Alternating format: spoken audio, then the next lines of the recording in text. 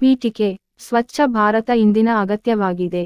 ಕಸ ಮತ್ತು ತ್ಯಾಜ್ಯಗಳು ರಾಷ್ಟ್ರ ಎದುರಿಸುತ್ತಿರುವ ಗಂಭೀರ ಬೆದರಿಕೆಗಳಾಗಿವೆ. ಇದು ಖಂಡಿತವಾಗಿಯೂ ನಮ್ಮ ದೇಶದ ಸೌಂದರ್ಯವನ್ನು ನಾಶಪಡಿಸುತ್ತದೆ. ಇದಲ್ಲದೆ ಹಲವಾರು ರೋಗಗಳು ಅದರಿಂದ ಉಂಟಾಗಬಹುದು. ಅಸಮರ್ಪಕ ತ್ಯಾಜ್ಯ ವಿಲೇವಾರಿಯಿಂದಾಗಿ ಅನೇಕ ಭಾರತೀಯರು ಅನಾರೋಗ್ಯಕ್ಕೆ ಒಳಗಾಗುತ್ತಾರೆ. ಆದ್ದರಿಂದ ಈ ಲೇಖನವು ಸ್ವಚ್ಛ ಭಾರತದ ವಿಷಯವನ್ನು ವಿವರವಾಗಿ ಚರ್ಚಿಸುತ್ತದೆ. ವಿಷಯ ವಿವರಣೆ. ನಮ್ಮ ಮನೆ, ಕೆಲಸದ ಸ್ಥಳ ಅಥವಾ ಸಾರ್ವಜನಿಕ ಸ್ಥಳಗಳೇ ಆಗಿರಲಿ, ಸ್ವಚ್ಛತೆ ಬಹಳ ಮುಖ್ಯ. ಇದು ನಾಗರಿಕ ಜೀವನಶೈಲಿಯ ಮೂಲಭೂತ ಅಗತ್ಯಗಳಲ್ಲಿ ಒಂದಾಗಿದೆ. ನಮ್ಮ ರಾಷ್ಟ್ರಪಿತ ಮಹಾತ್ಮ ಗಾಂಧಿಯವರು ಸ್ವಚ್ಛತೆಯೇ ದೈವಭಕ್ತಿ ಎಂಬ ಮಂತ್ರವನ್ನು ನೀಡಿದರು ಮತ್ತು ನಮ್ಮ ಗೌರವಾನ್ವಿತ ಪ್ರಧಾನಿ ನರೇಂದ್ರ ಮೋದಿಯವರು ಮಹಾತ್ಮ ಗಾಂಧಿಯವರಿಂದ ಪ್ರೇರಿತವಾದ ಸ್ವಚ್ಛ ಭಾರತ್ ಮಿಷನ್ ಅನ್ನು ಪ್ರಾರಂಭಿಸಿದರು. ಆದ್ದರಿಂದ ಸ್ವಚ್ಛ ಭಾರತ ಅಭಿಯಾನವು ಮಹಾತ್ಮ ಗಾಂಧಿ ಅವರಿಗೆ ಗೌರವ ಸಲ್ಲಿಸುವ ಲೋಗೋವನ್ನು ಹೊಂದಿದೆ. ಭಾರತವನ್ನು ಸ್ವಚ್ಛಗೊಳಿಸುವುದು. ಜನರು ಭಾರತವನ್ನು ಹಲವಾರು ರೀತಿಯಲ್ಲಿ ಸ್ವಚ್ಛ ಮಾಡಬಹುದು. ಮೊದಲನೆಯದಾಗಿ, ಸಣ್ಣ ಪಾಲಿ ಬ್ಯಾಗ್ ಅನ್ನು ಒಯ್ಯುವುದು ಅತ್ಯಗತ್ಯ. ಅತ್ಯಂತ ಗಮನಾರ್ಹವಾದ ಮರುಬಳಕೆಯ ಕಾಗದದ ಚೀಲವು ಉತ್ತಮವಾಗಿದೆ. ಕಸವನ್ನು ಡಸ್ಟ್ಬಿನ್ಗಳಲ್ಲಿ ಎಸೆಯಲು ಭಾರತೀಯರು ಖಂಡಿತವಾಗಿಯೂ ಇದನ್ನು ಬಳಸಬೇಕು. ಭಾರತೀಯರು ಕಸವನ್ನು ಒಯ್ಯಲು ಇಷ್ಟಪಡದ ಕಾರಣ ಬೀದಿಯಲ್ಲಿ ಎಸೆಯುತ್ತಾರೆ. ಆದಾಗ್ಯೂ ಮರುಬಳಕೆಯ ಕಾಗದದ ಚೀಲವು ತ್ಯಾಜ್ಯವನ್ನು ಸಾಗಿಸಲು ಸುಲಭಗೊಳಿಸುತ್ತದೆ. ಆದ್ದರಿಂದ ಭಾರತೀಯರು ತ್ಯಾಜ್ಯ ವಿಲೇವಾರಿಗಾಗಿ ಈ ಚೀಲವನ್ನು ಕಸದ ತೊಟ್ಟಿಗೆ ಸಾಗಿಸಬಹುದು. ತ್ಯಾಜ್ಯವನ್ನು ಪ್ರತ್ಯೇಕಿಸುವುದು ಸಹ ಬಹಳ ಮುಖ್ಯ. ಇದು ಅನೇಕ ಭಾರತೀಯರು ನಿರ್ಲಕ್ಷಿಸುವ ವಿಷಯವಾಗಿದೆ. ಅತ್ಯಂತ ಗಮನಾರ್ಹ ಸಂಗತಿಯೆಂದರೆ, ಮನೆಯಲ್ಲಿ ತ್ಯಾಜ್ಯವನ್ನು ಬೇರ್ಪಡಿಸುವುದು 3 ಪ್ರತ್ಯೇಕ ತೊಟ್ಟಿಗಳಲ್ಲಿರಬೇಕು. ಈ 3 ಬಿನ್ಗಳು ಜೈವಿಕ ವಿಘಟನೀಯ, ಮರುಬಳಕೆ ಮಾಡಬಹುದಾದ ಮತ್ತು ಇತರೆ. ಈ ವ್ಯವಸ್ಥೆ ಜಾರಿಗೆ ತರಲು ತ್ಯಾಜ್ಯ ನಿರ್ವಹಣಾ ಇಲಾಖೆ ಸಹಕರಿಸಬೇಕು. ಹಸಿರು ಭಾರತ ಅಭಿಯಾನವು ರಾಷ್ಟ್ರೀಯ ಬದಲಾವಣೆಯ ಕುರಿತಾದ ಭಾರತೀಯ ಪ್ರಧಾನ ಮಂತ್ರಿ ಮಂಡಳಿಯಿಂದ ಅನುಮೋದಿಸಲ್ಪಟ್ಟ ರಾಷ್ಟ್ರೀಯ ಮಿಷನ್ ಆಗಿದೆ. ಹವಾಮಾನ ಬದಲಾವಣೆ ಮತ್ತು ಅದರ ಋಣಾತ್ಮಕ ಪರಿಣಾಮಗಳನ್ನು ಎದುರಿಸುವುದು ಈ ಕಾರ್ಯಾಚರಣೆಯ ಪ್ರಾಥಮಿಕ ಕಾರ್ಯಸೂಚಿಯಾಗಿದೆ. ಸ್ವಚ್ಛ ಭಾರತ ಮತ್ತು ಹಸಿರು ಭಾರತ ಅಭಿಯಾನಗಳ ಉದ್ದೇಶ.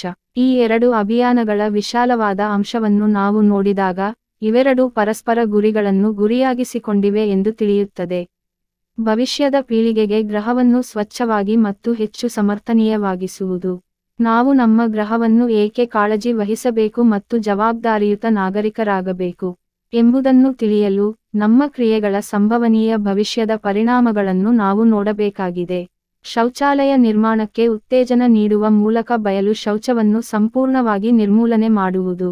ಹುಚ್ಚುತನದ ಶೌಚಾಲಯಗಳನ್ನು ಫ್ಲಶ್ ಶೌಚಾಲಯಗಳಾಗಿ ಪರಿವರ್ತಿಸಲು. ಘನ ತ್ಯಾಜ್ಯ ವಿಲೇವಾರಿ, ಪಾರುಗಾಣಿಕಾ ಮತ್ತು ಮರುಬಳಕೆಯ ವೈಜ್ಞಾನಿಕ ಪ್ರಕ್ರಿಯೆಯನ್ನು ಬಳಸಲು. ಸ್ವಚ್ಛ ಭಾರತ ಹಸಿರು ಭಾರತ ಮಿಷನ್ಗೆ ಕೊಡುಗೆ ನೀಡಲು ಜನರನ್ನು ಪ್ರೋತ್ಸಾಹಿಸುವುದು.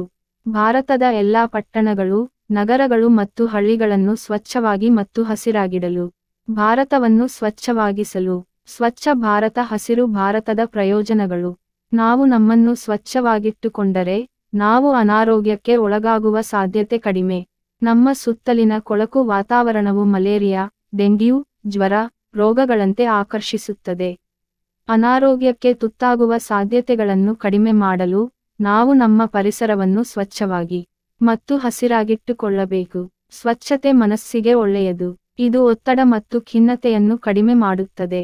ಇದು ನಮ್ಮನ್ನು ಪ್ರೇರೇಪಿಸುತ್ತದೆ ಮತ್ತು ಉತ್ಸಾಹದಿಂದ ನಕ್ಷತ್ರ ಚಿಹ್ನೆ ಇಡುತ್ತದೆ. ಸ್ವಚ್ಛತೆ ನಮ್ಮ ವ್ಯಕ್ತಿತ್ವವನ್ನು ಬೆಳಗಿಸುತ್ತದೆ. ನಾವು ಸ್ವಚ್ಛವಾಗಿದ್ದಾಗ ನಾವು ಸಭ್ಯ, ಸುಂದರ ಮತ್ತು ಆಕರ್ಷಕವಾಗಿ ಕಾಣುತ್ತೇವೆ. ನಾವು ನಮ್ಮ ವಸ್ತುಗಳನ್ನು ಸ್ವಚ್ಛವಾಗಿರಿಸಿದಾಗ ಅವು ಹೆಚ್ಚು ಕಾಲ ಉಳಿಯುತ್ತವೆ ಮತ್ತು ಅವುಗಳ ನಿರ್ವಹಣೆಗೆ ನಾವು ಏನನ್ನೂ ಖರ್ಚು ಮಾಡುವ ಅಗತ್ಯವಿಲ್ಲ. ಸ್ವಚ್ಛತೆ ಮತ್ತು ಹಸಿರು ಪ್ರವಾಸಿಗರನ್ನು ಆಕರ್ಷಿಸುತ್ತದೆ. ಇದು ಸ್ಥಳವನ್ನು ಜನಪ್ರಿಯಗೊಳಿಸುತ್ತದೆ, ಆದರೆ ಅದರ ಆರ್ಥಿಕತೆಯನ್ನು ಹೆಚ್ಚಿಸುತ್ತದೆ. ಸ್ವಚ್ಛತೆ ಮತ್ತು ಹಸಿರು ನಮಗೆ ಧನಾತ್ಮಕ ಕಂಪನ್ನು ನೀಡುತ್ತದೆ. ಇದು ಒಬ್ಬ ವ್ಯಕ್ತಿಗೆ ತೃಪ್ತಿ ಮತ್ತು ಸಂತೋಷವನ್ನು ನೀಡುತ್ತದೆ, ಮತ್ತು ಇದು ಪ್ರತಿಯೊಬ್ಬರನ್ನು ಧನಾತ್ಮಕವಾಗಿ ಯೋಚಿಸಲು ಪ್ರೋತ್ಸಾಹಿಸುತ್ತದೆ. ಹಸಿರು ಪರಿಸರವು ಗಾಳಿಯನ್ನು ಶುದ್ಧೀಕರಿಸುತ್ತದೆ. ಇದು ವಾಯು ಮಾಲಿನ್ಯವನ್ನು ಕಡಿಮೆ ಮಾಡಲು ಸಹಾಯ ಮಾಡುತ್ತದೆ. ಉಪಸಂಹಾರ. ಸರ್ಕಾರ ತನ್ನ ಪಾಲಿನ ಕೆಲಸ ಮಾಡುತ್ತಿದೆ. ಈಗ ನಮ್ಮ ಭಾರತವನ್ನು ಸ್ವಚ್ಛ ಮತ್ತು ಹಸಿರು ಮಾಡುವ ಜವಾಬ್ದಾರಿ ನಮ್ಮ ಮೇಲಿದೆ. ನಾವು ಏಕ ಬಳಕೆಯ ಪ್ಲಾಸ್ಟಿಕ್ ಚೀಲಗಳ ಬದಲಿಗೆ ಮರುಬಳಕೆಯ ಮತ್ತು ಹತ್ತಿ ಚೀಲಗಳನ್ನು ಬಳಸಬೇಕು.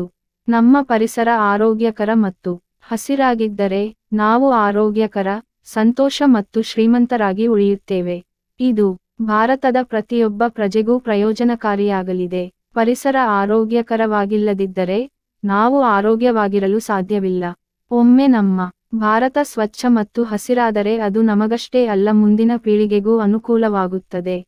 ಸ್ವಚ್ಛ ಮತ್ತು ಹಸಿರು ಭಾರತದ ನಮ್ಮ ಗುರಿಯನ್ನು ಸಾಧಿಸಲು ನಾವು ಒಟ್ಟಾಗಿ ಕೆಲಸ ಮಾಡೋಣ.